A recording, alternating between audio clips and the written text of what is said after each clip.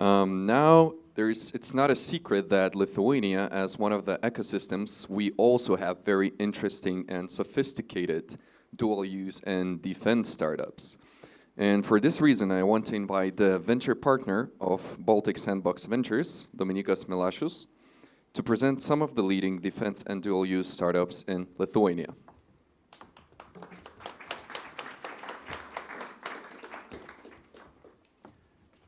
I will start with one of my most favorite pieces of art.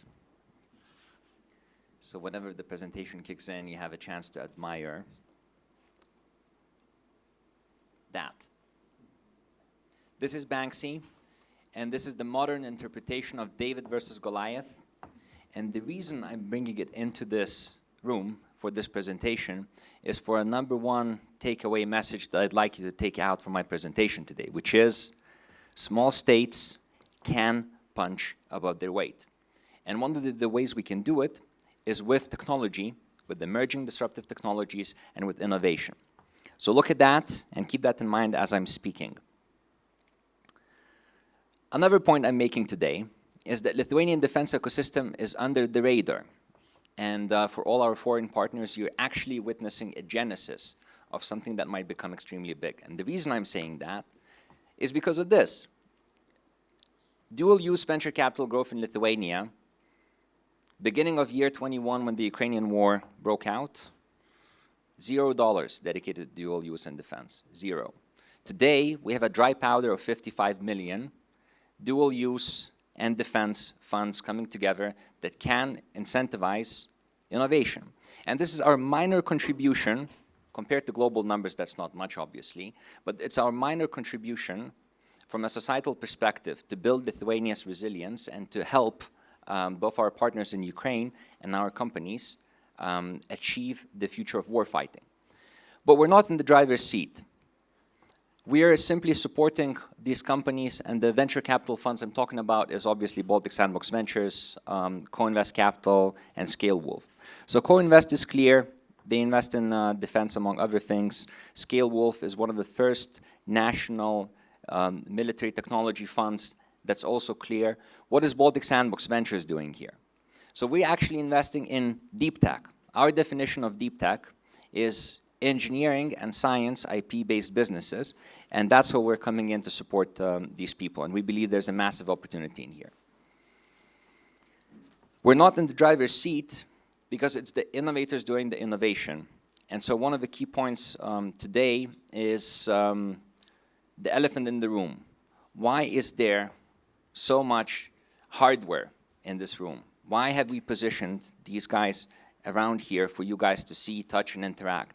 And the reason is because these innovators are driving the innovation, and they've actually deployed their solutions to the front lines in Ukraine to prove that technology has a role to play. And I'll start with the company, Ados Pro, that does multispectral targeting systems for people on the front lines.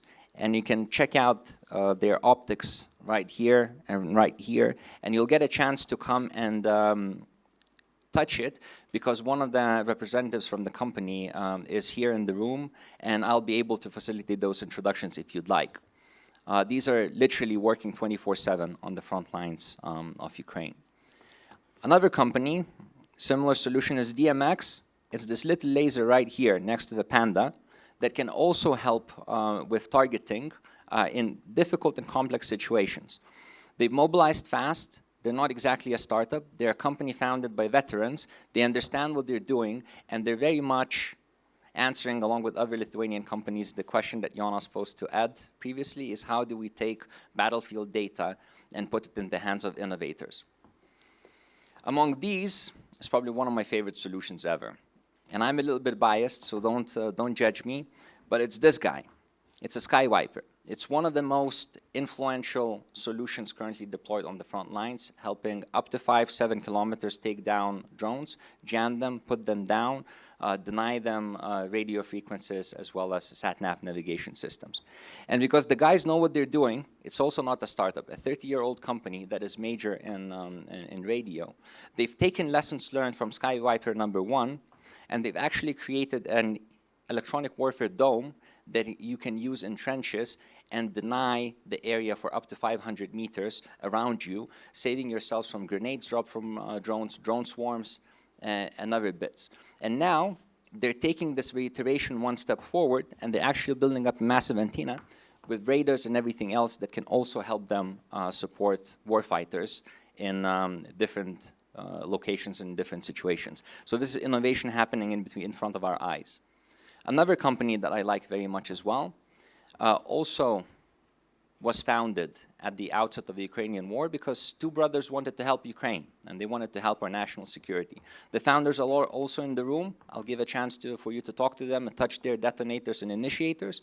They're using a very novel radio protocol to detonate and initiate bits over long distances without the need of using a cable. And they've also innovated in terms of applications that they can bounce signal from one quadricopter to another quadricopter to actually extend the line through which they can run operations. Also very helpful on the front lines. Jonas will talk about it in just a second. Another company that we're excited about, unmanned defense systems. And these have the capability, it's a drones, and the people that founded this company come from Space Tech, one of the successful deep tech exits in Lithuania, and they're now applying their skills to battle-tested reconnaissance and target UAVs with a technology that helps them operate under denial, talk to one another, and it's been proven and actually helped in one of the most famous operations that we've all read about in the news. We'll talk about that later. So these guys, as SMEs, are paving the way for other Lithuanian innovators to find applications in super innovative domains. We have a list of other companies who have just developed their prototypes and are ready to deploy in different dual use and defense settings.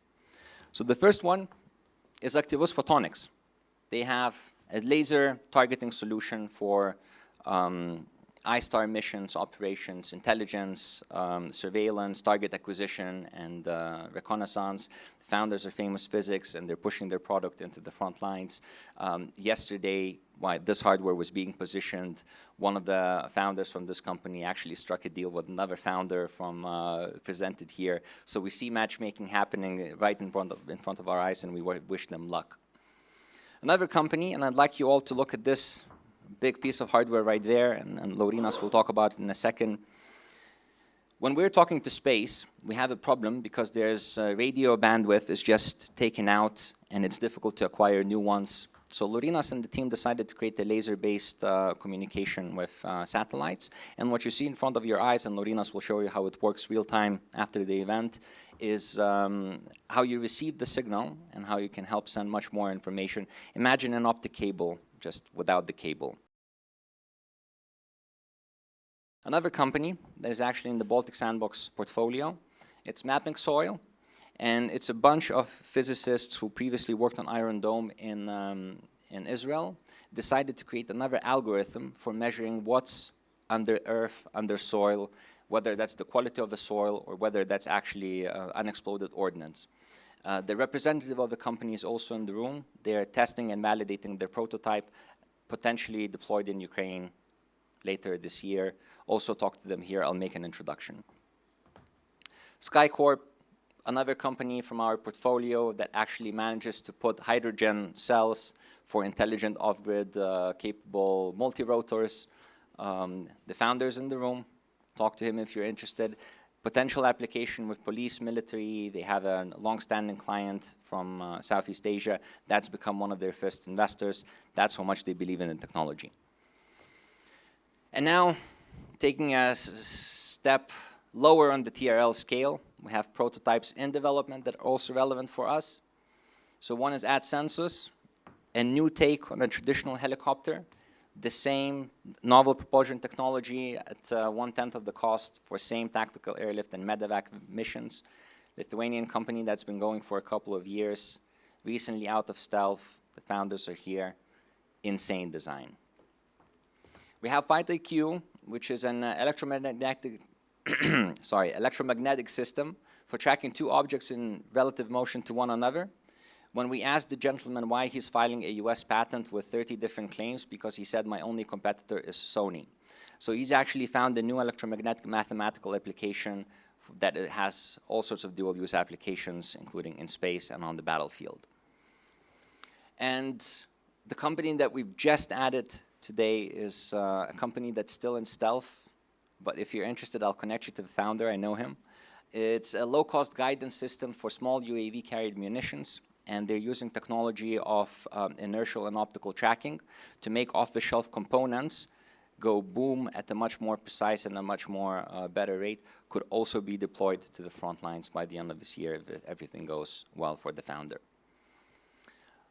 Going on the cybertech side, we have one of the more established Lithuanian companies in reputation tracking who are also applying their algorithms to help track fake and hostile narratives across media and providing immediate actionable recommendations on how to take this information down or what to do about it so that not to impact your operations as an organization, be it an MOD, police, or private businesses. And finally, an anti-jam and anti-spoof optical navigation by PixPro that is compatible with autopilots, also in development. I've just been invited to their testing and validation 2 weeks from now. So the point of this Instagram reel is for you to see how much is happening in Lithuania. I bet that you didn't know about 50% of these companies. And that's when I tell our friends from abroad, we are ready as an ecosystem to take the next steps. That's why we're talking to Diana and Nith. That's why we're talking to Ed.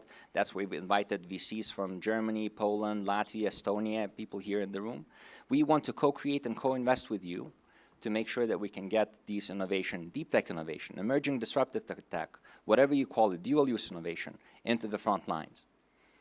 But we're helping incentivize the development, but there's a man who has helped navigate informal mechanisms of how to get this innovation into the battlefield, bypassing official procurement that is most likely inefficient.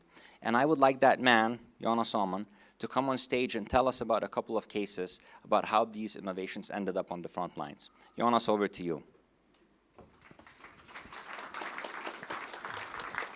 Thank you very much. Hybrid warfare solutions. I like the term, so I'm using it. I consider myself a counter-hybrid in many ways. First of all, I'm Swedish, I'm not Lithuanian. I have 2 passports. Somebody offered me a third, a Ukrainian, but I say I'll think about it.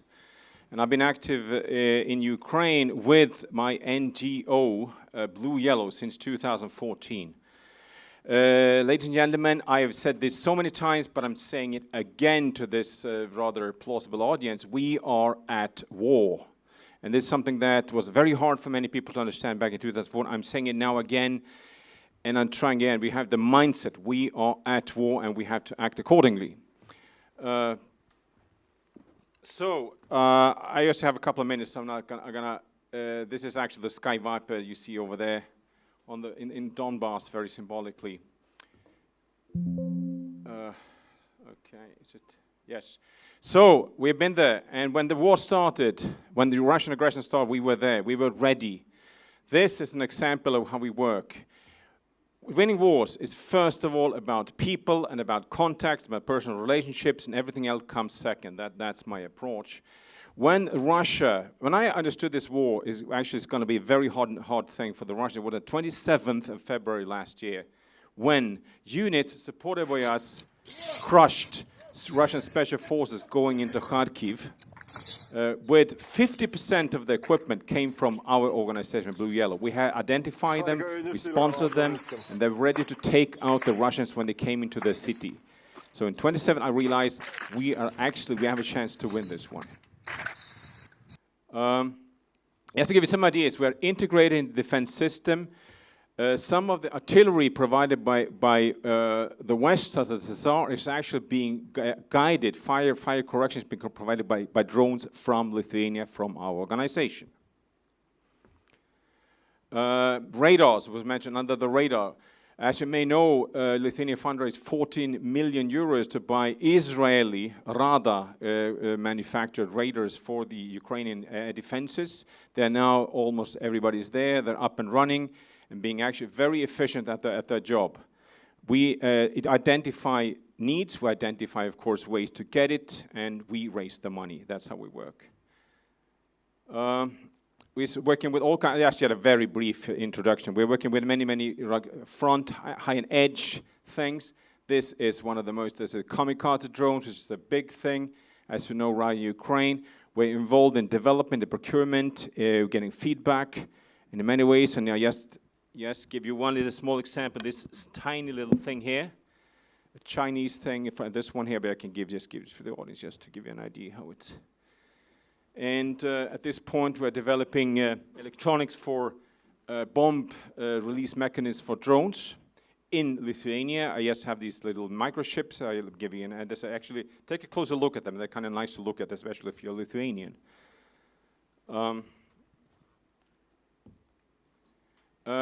We are working with drones, thermal drones. This is a Russian minefield. We see the mines at night.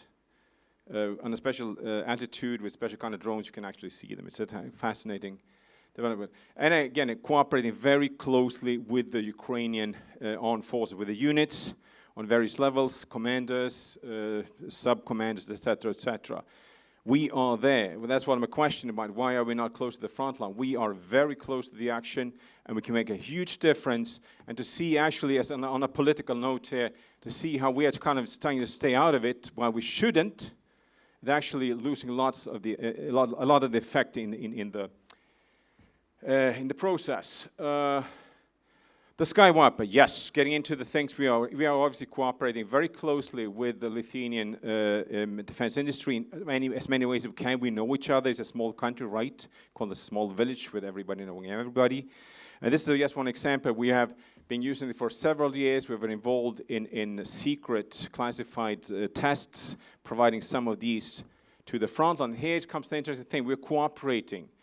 I think we mentioned the business, right, academia, and government, but we are public. We are public society. We are the NGO level. We were not mentioned, right? The vice mentioned didn't mention us, right? They didn't get it yet. They will.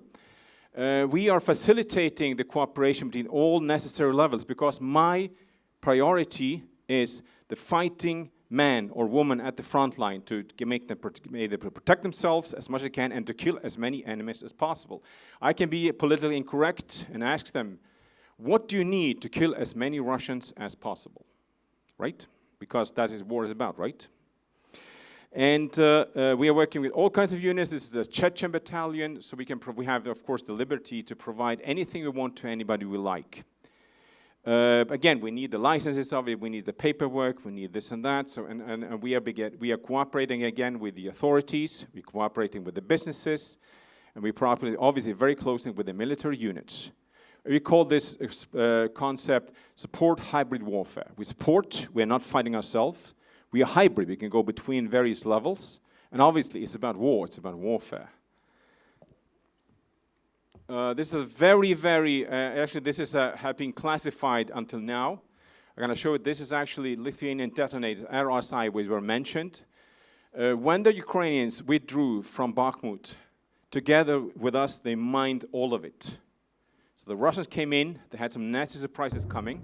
These are Wagners going on a usual day, they're going to work. Center Bakhmut.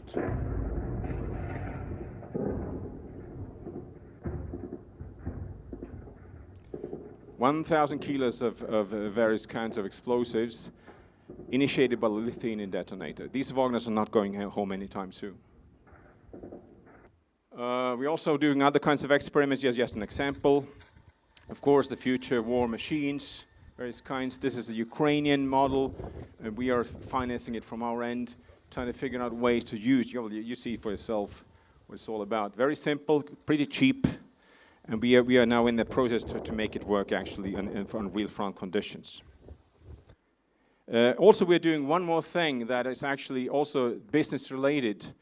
We are creating instructor units in Ukraine, very close to the front line. We are hiring NATO special forces, other operators, to actually function as our instructors. It functions very simple. It's a very simple function. A unit asks, they have a problem of some kind, they ask us for help. We have 20 different programs. We support them with what they need. We pull out the guys from the front line, maybe 10 kilometers, something like that. We teach them what they have to learn, and we put them back in. much more efficient, faster, cheaper than anything that you can, I'm sort of say, of course I'm not against training in the UK or Poland, but it's complicated, it's not made as appropriate and accurate as it should be sometimes. It's So, worth it to yes. feel that their dedication and knowledge will outlast their time there. We don't always need to be shooting to be fighting. So when we train other people, we help them become better, and that way we create a wave of new knowledge that can make a big impact in this war. So you're going to lead the way for the rest of the guys from now on. And you're always going to be the examples for these guys who has not been doing this training. I'm just here to give you guys the tools to keep building your toolbox bigger and bigger. We're also doing many other things, for instance, triangulation of electronic warfare assets from Russia. We are also working with experiments such as using javelins against infantry.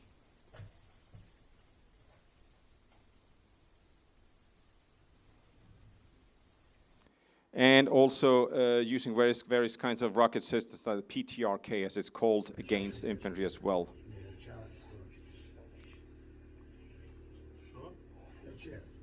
Yeah, that's it. So, it's a very, very brief, very short presentation. Again, we are hybrid. We are cooperating with all necessary levels to get the right kind of equipment to the right kind of people at the right time in the right place. Our model, Lithuanian model, of course, is I think somewhat unique. We all know everybody. We have a very, shall we say, accessible vertical between various levels of society. We know each other. We trust each other. We understand, and that, of course, this is a war, this is dangerous. We have to stay together on this one. If anybody's interested to contact me and to maybe even have some suggestions for things, if you want to get things into Ukraine to the right guys to test it, call me. And of course, finally, I want to still fundraise. This is my Panda friend. My call sign is Panda since the Baltsevo one in 2015. He's always with me with his body armor. I also want to have this occasion, if anybody wants to contribute, I have a little box here with anybody, you please feel free to contribute to the funeral of this guy because we don't need him anymore, right? So I'll send it around, pass it around. Please feel free to contribute. Thank you very much. Yeah, one more thing. Obviously, this is our flag, this is our sign. The military experience know what that means, right? Follow me. Thank you.